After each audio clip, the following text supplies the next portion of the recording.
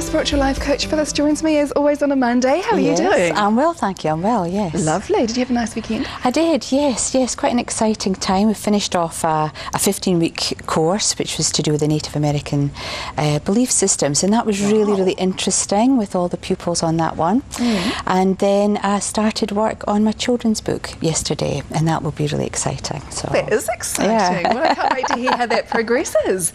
Now, we're talking about developing our psychic skills today, and of course that's one of your amazing talents that you're able to help us do, which is great, and help us achieve. So let's first start talk about what are psychic skills.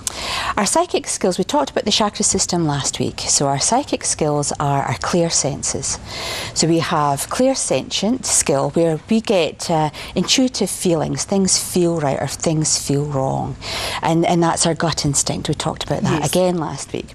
And so that's one. We've got our clear cognizance where we get these thoughts that just pop into our head and we don't know where they come from, but it's just a sense of knowing that my mum's going to be on the phone, or a knowing that, you know, Lizzie's going to turn up at the door, or someone's just not quite, you know, somebody needs help, and you just get that feeling, I've got to go and phone them. So we've got clear cognizance.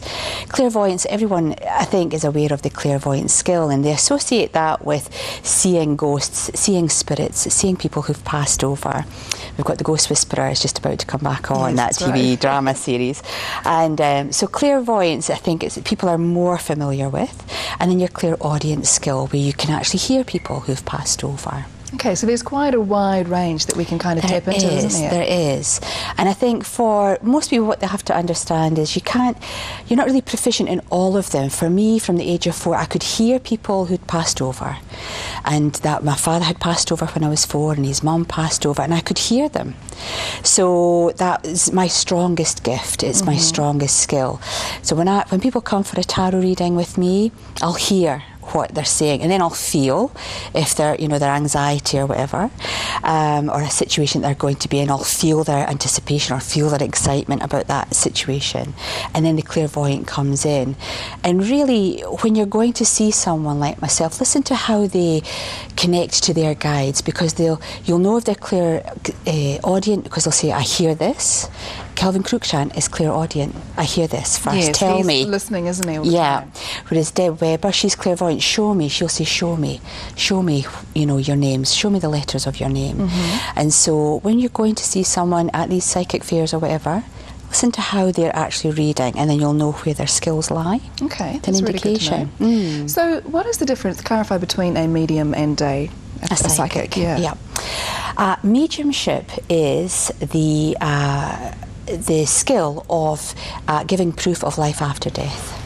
So mediumship is where someone would come along and they'd maybe like to connect with a daughter that's passed over, or a mother or a father. And so it's a very different skill. The reader is asking that energy to come through. It's a vibrational thing. So the vibration of the person that's passed over will connect to someone like myself. And then we'll just have this conversation, and we'll pass over information about how they passed over. We'll try and give proof that it is the right person. So for someone like myself, I'll ask, well, how did you pass over?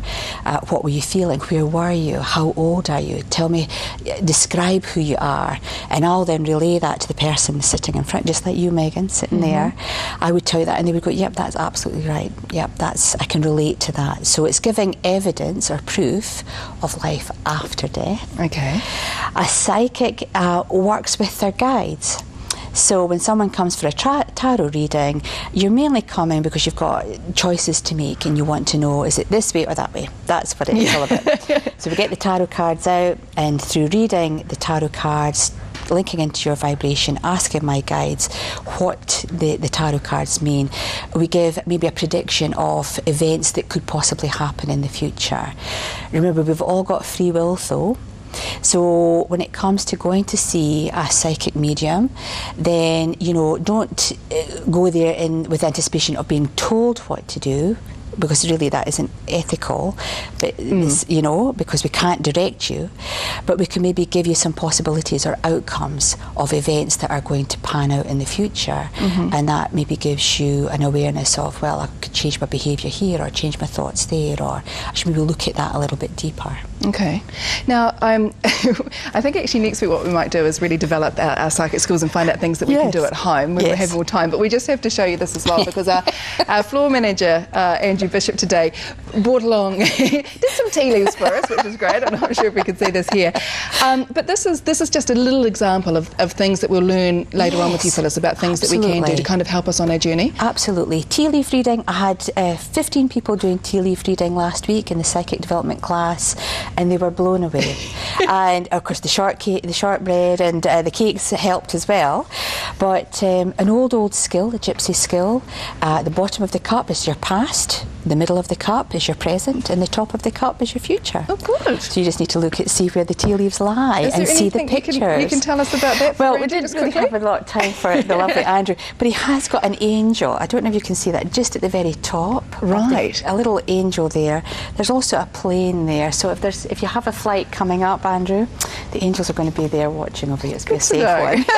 Thank you very much for that, Phyllis. Now, big congratulations as well to Dee Collins last week, who emailed through with a bit of a message for Phyllis, which was lovely, and has won those chakra meditation CDs. She has. So we've got another book as well to give away, and this is Psychic Development, Unlocking the Gift in Us All, and this kind of demonstrates more about what we've been talking about today, and we'll continue with this next week as well, which is great. So if you would like to be in the draw to win this, and you've got a special message for Phyllis, then all you have to do is just email us goodliving@ctv.co.nz. Do that right throughout the week, and then we'll have a catch up with Phyllis again next week. Thank you. Thank you very much, Phyllis, and we'll have to do angel cards again next week as well. It's a busy day today, running out of time. But lovely to see you, and we'll see you again next week. Thank you very much.